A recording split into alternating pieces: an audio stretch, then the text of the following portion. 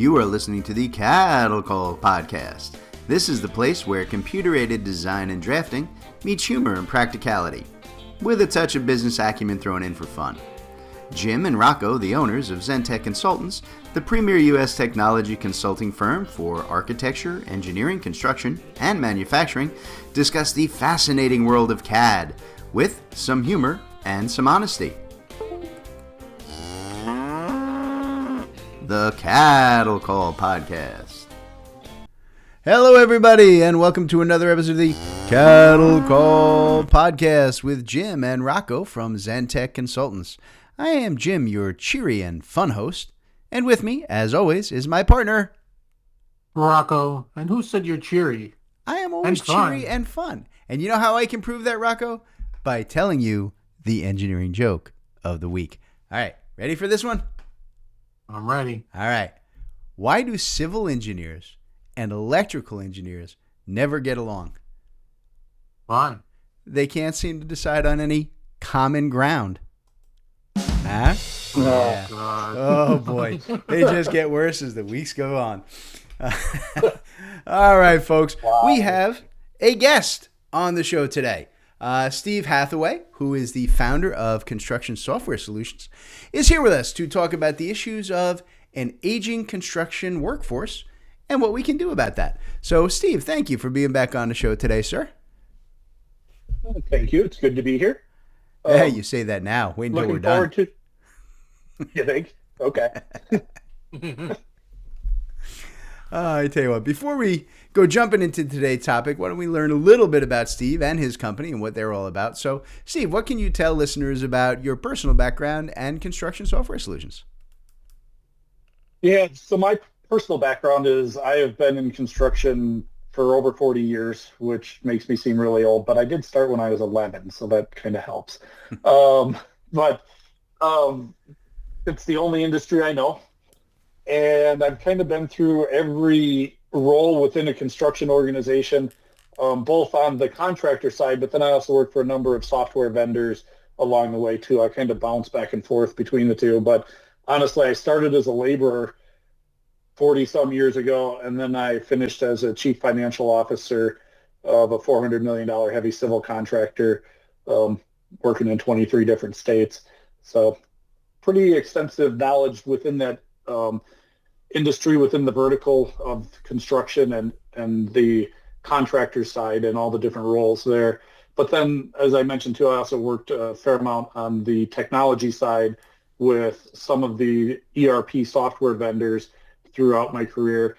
And most recently founded Construction Software Solutions as an Acumatica reseller. And really out there to help contractors become more efficient with their business processes and standardize, because we did a lot of things when I was on the contractor side that really made the organization very, very scalable and allowed for a lot of growth. And I kind of want to take that to other contractors and help them scale and grow. So, good assessment. I like it. All right, so let's get into today's topic, right? So, look.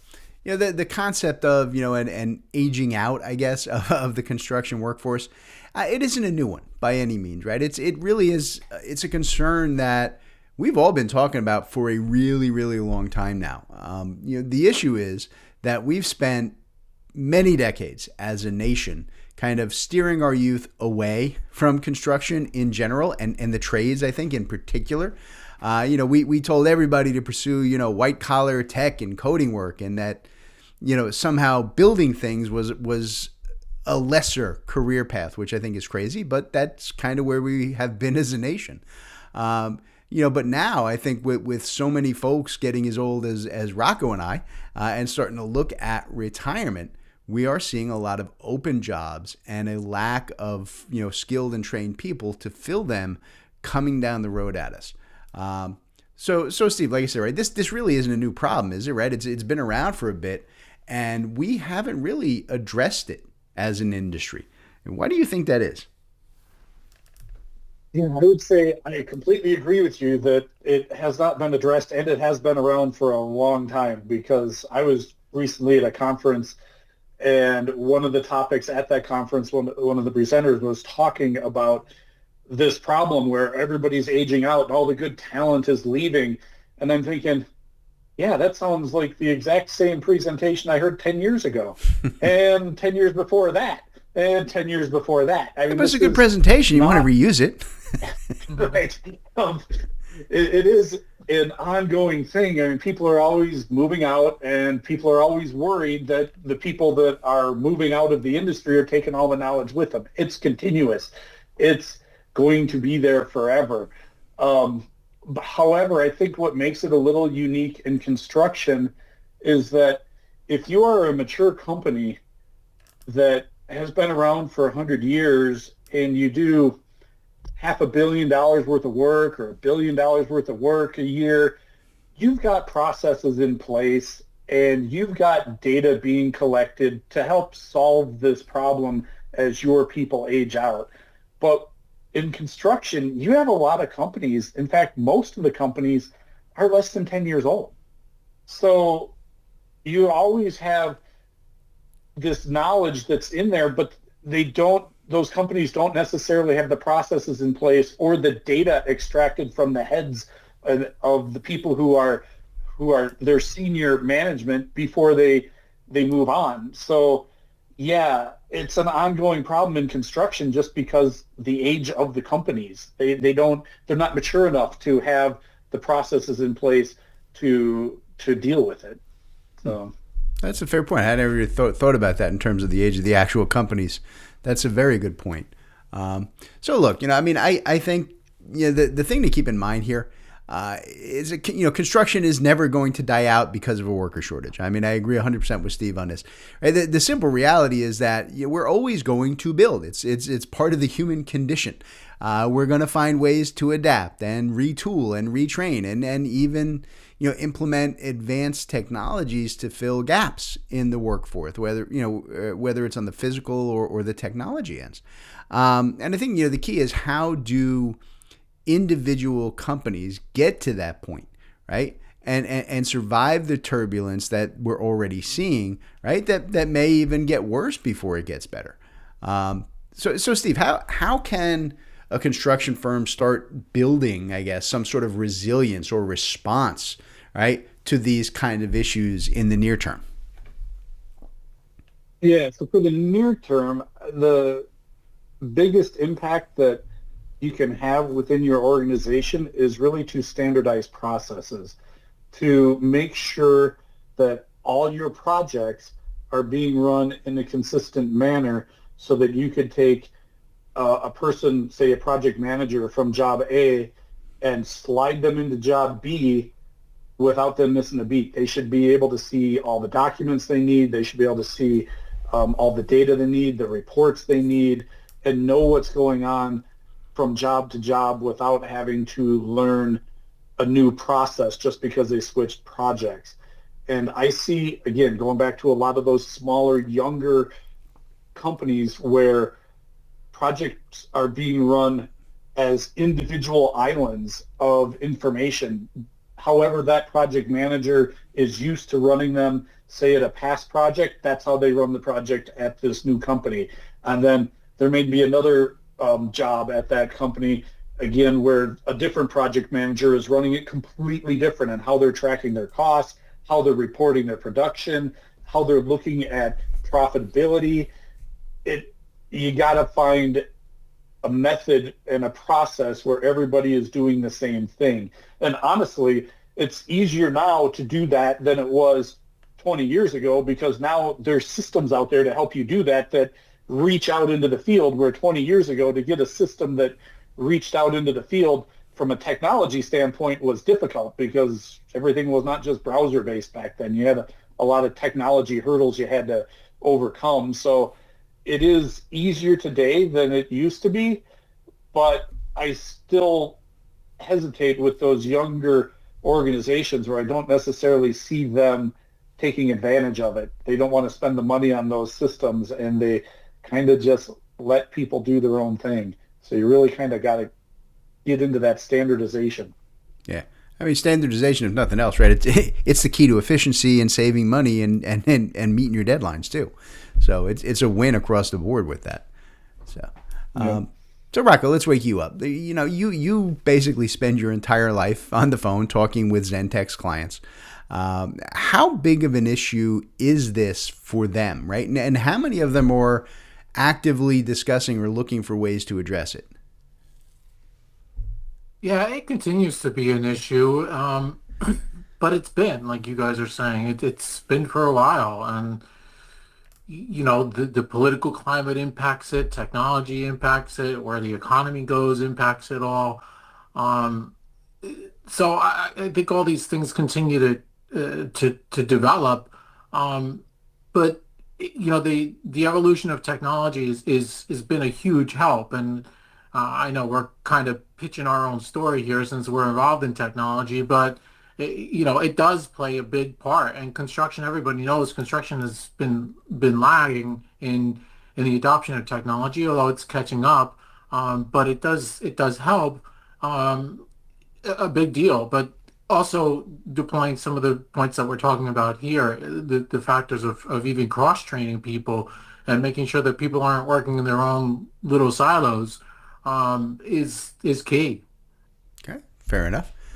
All right, so look, folks, I guess it's one thing to try and respond to these concerns near term, kind of like I asked Steve earlier, but I think it's another thing, right, to go ahead and start to look at long term solutions, right? Look, unfortunately, none of us get younger as the years go by, so this issue, right, which we said has been around for decades, is at the very least, it's going to continue exactly as it is for decades to come, right? And it's likely just going to get worse for a lot of us, right? We have to kind of start planning for long-term answers today, right? So that we're not always scrambling madly to kind of cover shortages every day, year over year.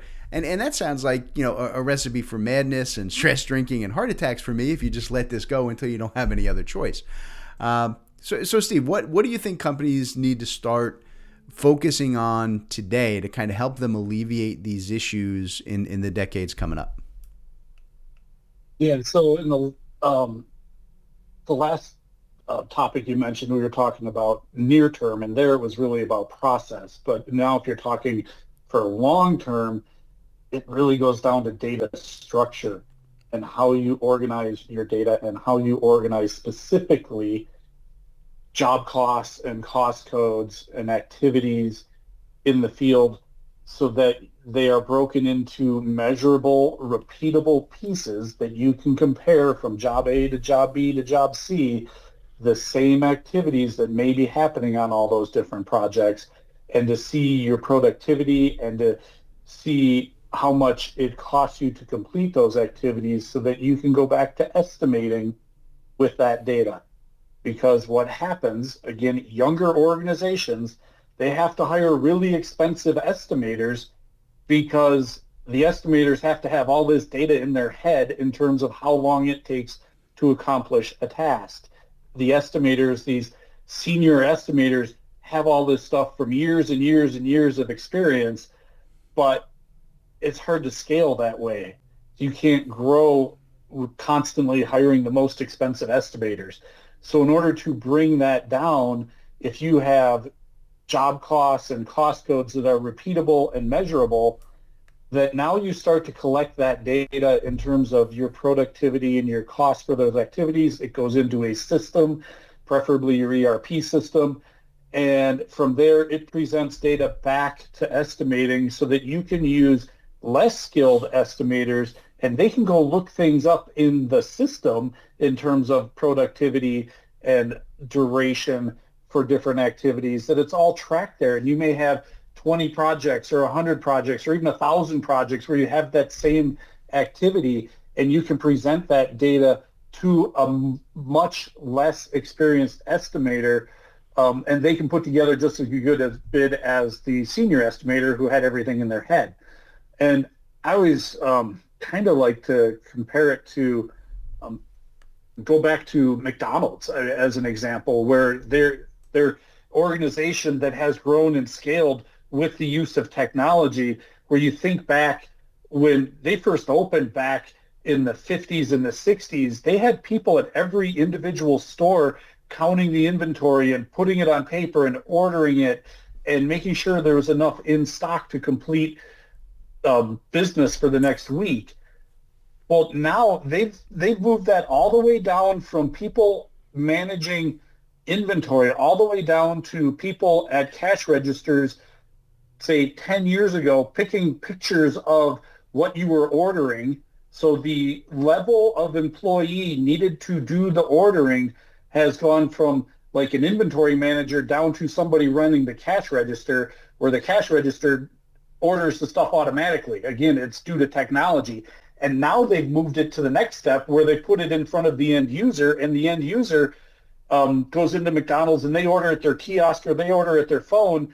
And again, it's the use of the technology that is allowing an even less skilled worker to now manage inventory, basically, by placing their orders through these kiosks. So again, I look at it with your estimating department trying to do something similar, where you're taking your data within your organization and trying to build a data set that allows your processes to become simpler and simpler and simpler, so that you can use less skilled employees to put those estimates together. Yeah, and I think that carves its way across to just about everything too. I think you'll see long term when you've got that data assembled, things like safety and collaboration issues and communications problems and change orders. Right, you get to start to see where do these things happen. What are my KPIs that really I need to address early on in a job, because they keep coming up year over year, and I've got 3,000 jobs of data that I can see where those problems come from. So I agree with you 100% there. All right, folks, let's take a quick break here to give our sponsors a word. And when we get back, I want to hit Steve up on some of the practical approaches, I guess, that we can take to these issues on the technology side. All right, so stand around, folks. We're going to be back in just a minute with more of the CADDle Call podcast. Hey guys, it's Jim and Rocco from Zentech Consultants, and we want to talk to you guys about our managed contact or construction technology services that we offer here at Zentech. Look, we're all working with a million different software systems. We're all trying to integrate them and get them to communicate and collaborate and work together. And you know what? The answer isn't always more software. That usually just brings more headaches. What we try to do is work with you as your managed construction technology service provider to help you integrate and develop all the software systems and workflow processes that you need using the software that you already have. We can help you guys with your project management, estimating, ERP systems, just about any workflow that you have to help it all work together and get your folks working the way you need them to. So let's start that conversation. So Rocco, how do people reach out to us and get the ball rolling with our contact services? Yeah, hit up our website, zentechconsultants.net. If you go under the services section, you'll be able to see those services listed there. You could always give us a call, 866-824-4459, or drop us an email, sales@zentechconsultants.net. There you go. All the construction technology management help that you need but have not been able to find or afford is just a single phone call away with Managed Contact Services by Zentech Consultants. All right, everybody, welcome back to the CADDle Call podcast. We're talking with Steve Hathaway of Construction Software Solutions today about the ongoing problem of worker shortages in construction, right? Due to, so many of our best experts aging out and retiring. And in the top of the show, we kind of covered the general issues, right? And ways to face them. But in this half, I want to talk about some specific processes, right? That listeners should be looking at to help address this problem. So Steve, let's start on the tech side, I guess, of a physical world problem, right? How can data and intelligent systems directly help people alleviate this aging out issue? Yeah, so it's really about trying to take the knowledge that's in all of your senior staff that's in their head and get it into a system so that the next generation can use it.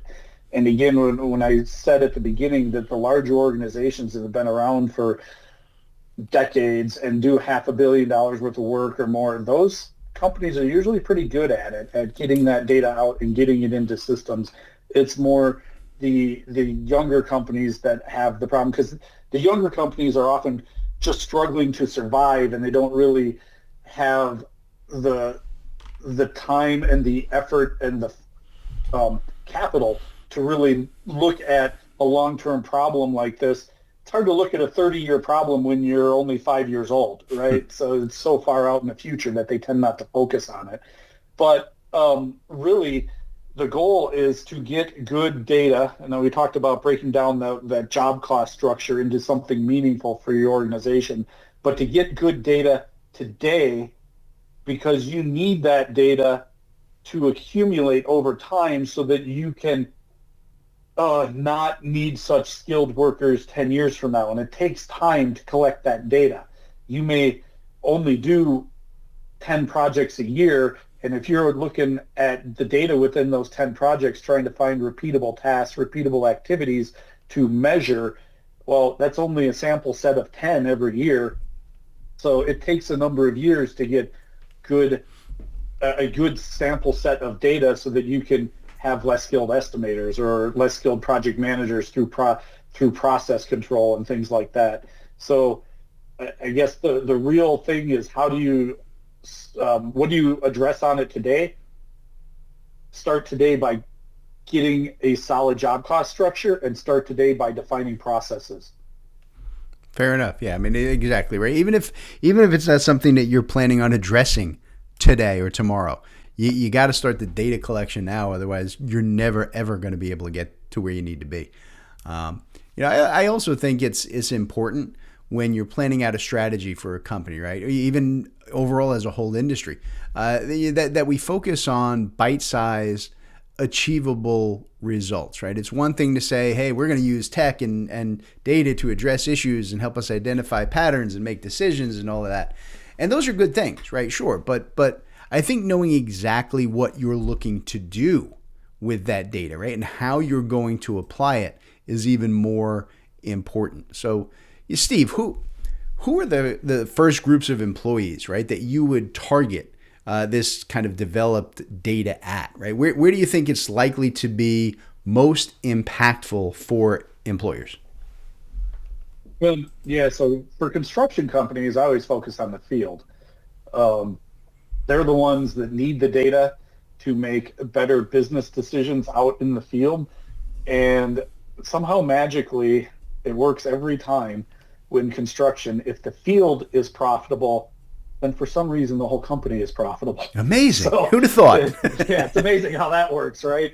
You got to get the information out there, which I think, and I guess this is such a great time, because with systems that are out there today and everything is browser-based and everything works with the internet to interconnect all these projects. I look back, even 10 years ago, it was a lot more complicated then than it is today. And if you're still running systems that are like Windows client server applications where you have to use technology to like remote desktop to push that out to the field, that's not really going to get the data out there as easy as you'd think. There's a lot of technology involved to get it there, where if you get into systems that, I mean, everything now, if you're buying any system, should be browser-based, I would hope, because the technology can put up a barrier that can prevent you from being successful. You can have the best processes, you can have the best job cost structure, you can have all your tracking being done in the field, but if the technology isn't there, it isn't going to help you. So you really got to make sure that technology is up to date too. Good points. Good points.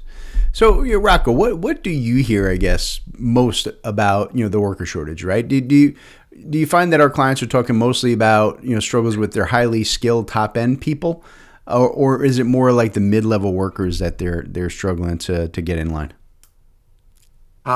It's mostly mid level and field level people. Yeah,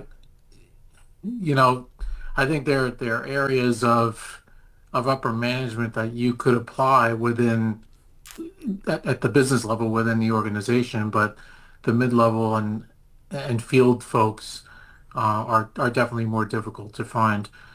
And that's why there's, we're involved with different organizations like ABC, for example, that train folks out in the field that really try to get students from high school to want to get out there and to prove that it's a field, that construction is a field where you can make an honest living from and grow your families and your career through. Yeah. Hey, look, I don't know if anybody from high school or younger, anybody in college is listening here to the show, but honest to God, I've made my entire career in this construction space. And not only is it viable, I absolutely love it. It's one of the most fun fields that you're ever going to work in. It's different every day. Every day is an adventure and a challenge. So definitely I'll be thinking about that. So, all right. So look, I don't think that we can have this conversation in this day and age, right, without directly addressing AI, right, which is kind of like the uber elephant in the room.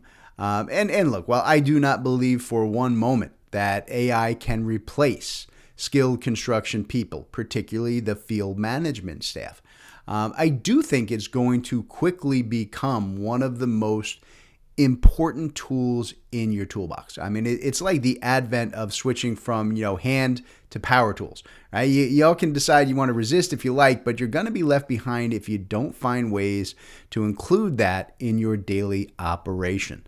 Put aside all the hype about AI taking over the world and doing everything for us and us becoming vegetables. To my mind, AI is not a danger that's going to cost more jobs and workers in this field, but it's a resource to help us train new users and optimize their work to do more with better efficiencies.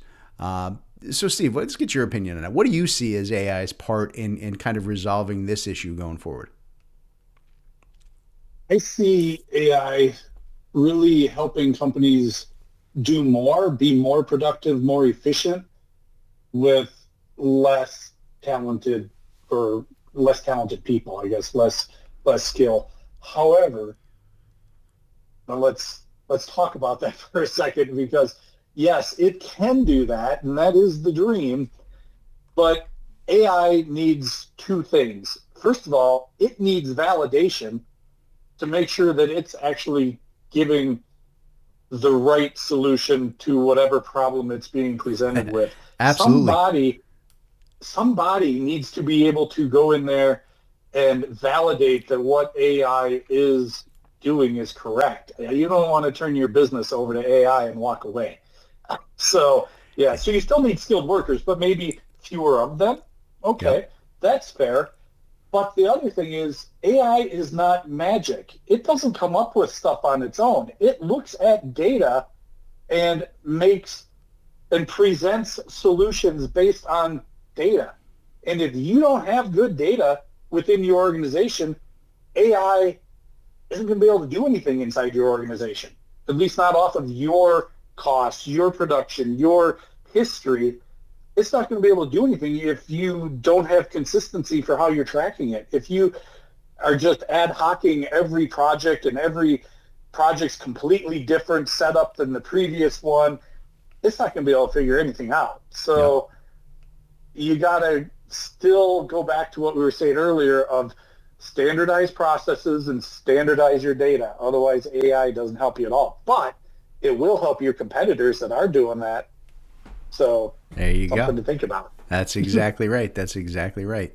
It's I've slammed this podium a lot on this show before that what we are calling AI, it's not AI like you see in the movies. It's machine learning. It needs good data, and it needs to be able to source good data, compare good data, and it does it way faster than we can, and it's really a great tool, but somebody's going to have to look at it and say, yeah, that's exactly right. Or sometimes it's like, wow, that's not even close. I don't know what it was looking at, but we have to get someone to look at the data source and see why it's so far off. Yeah, I think you nailed that perfectly, Steve.